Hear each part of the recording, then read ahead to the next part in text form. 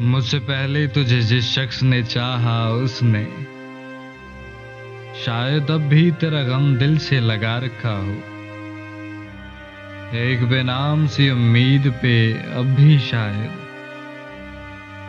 अपने ख्वाबों के जजीरों को सजा रखा हो।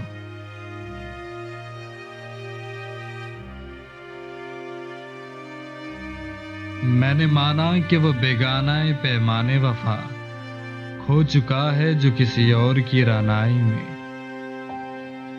शायद अब लौट के आए न तेरी महफिल में और कोई दुख न रुलाए तुझे तन्हाई में। मैंने माना कि शब रोज के हंगामों में वक्त हर गम को भुला देता है रफ्ता रफ्ता। चाहे उम्मीद की शम्में हों कि यादों के चिराग मुस्तकिल बाद बुझा देता है रफ्ता रफ्ता।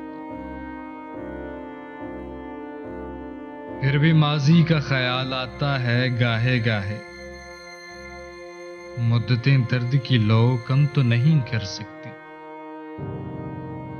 जख्म भर जाए मगर दाग तो रह जाता है। दूरियों से कभी यादें तो नहीं मर सकती। ये भी मुमकिन है कि एक दिन वो पशेमा होकर तेरे पास आए जमाने से किनारा कर ले। तू के मासूम भी है जूद फरामोश भी है। उसकी पैमा शिकनी को भी गवारा कर ले। और मैं जिसने तुझे अपना मसीहा समझा एक जख्म और भी पहले की तरह सह जाऊं।